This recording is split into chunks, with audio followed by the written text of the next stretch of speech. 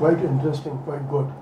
There have been a couple of cases which have come to me after this award show, which have really driven me crazy. For example, we were just talking about some time back, and we just before entered the show. KTG is right here. It is this. There's somebody down in the north who has been living with this problem over the last about 42 years now. People have discarded her from society. I tell you, this is something ridiculous. Had it been a male example, for example, why should we not respect or accept these problems? If something goes wrong with a male member, it's just taken for granted.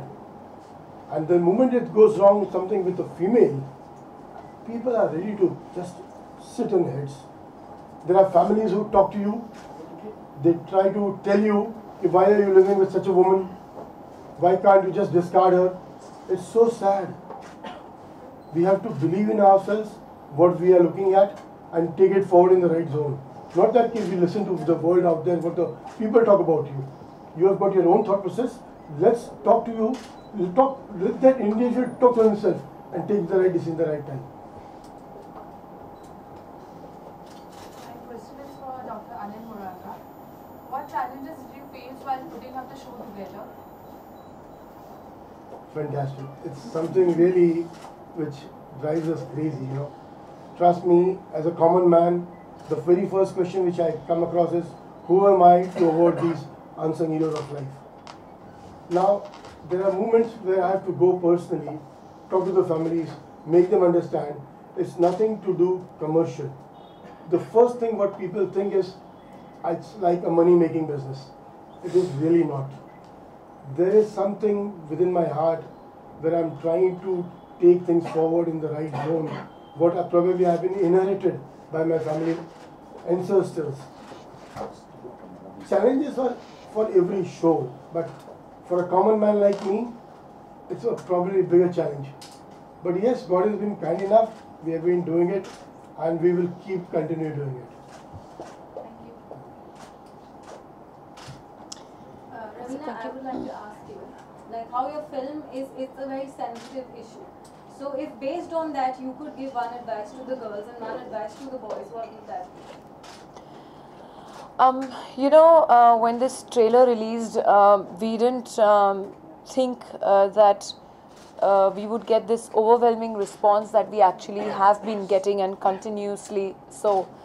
A lot of people on social media have actually sent me links back where they are reacting to the trailer, where they are playing the trailer, and then there are, for example, a panel of 4 or 5 boys, or 3 boys and 2 girls, all of them sitting and watching the trailer and actually reacting to the trailer while it's being screened.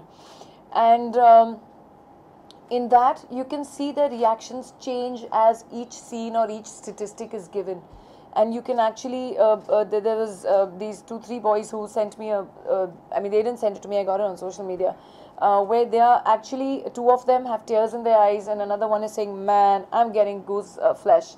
And literally, you can see uske rongte khade ho rahe, and he's like, oh my God. And the message that is going across is, fortunately for us, that somewhere it is touching the hearts of the young people, of the youth of our country, and they are reacting to that. They have started discussion. They're talking about it.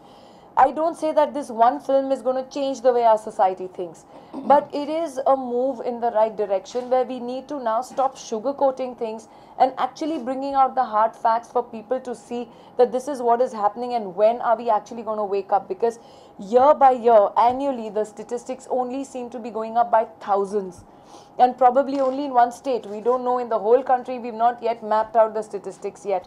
But besides these reactions that we're getting, what we are liking is that a debate, a discussion has started.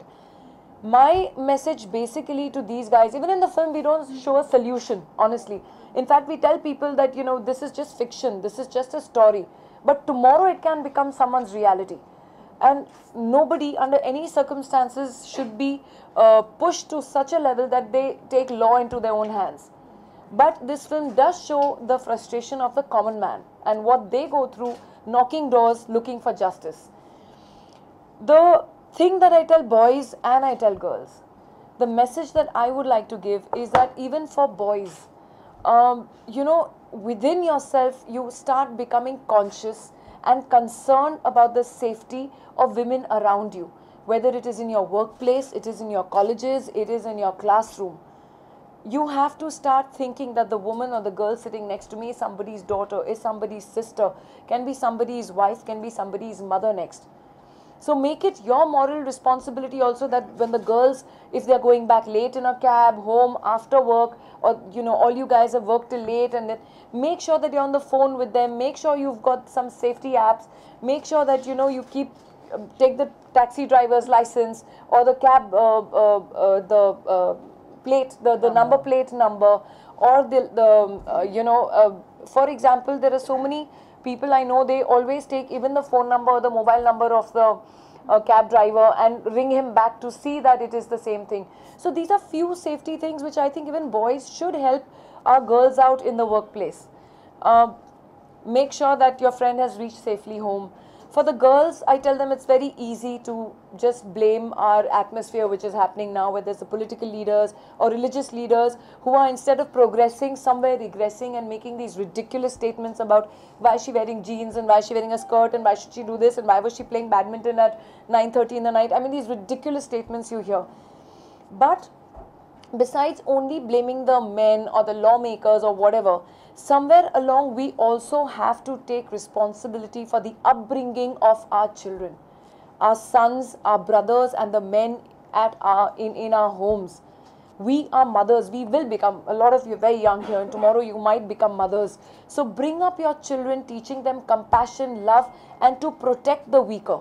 And I'm not only saying that women are only the weaker things. It could be anything, whether it's love for pets, it starts from there. Hardened statistics say that the most hardened criminals start off when they're very young. They start off with throwing a puppy off the building or burning it alive or breaking a pigeon's leg. That starts off with psychologically, it proves that this person is taking pleasure in another living being's suffering.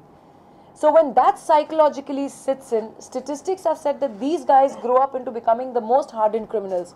So as mothers as well, we have that moral responsibility to teach our sons or probably younger brothers or the men in our house that the girl next to you, the woman next to you, or the weaker person next to you, try and protect, be concerned, and give that respect.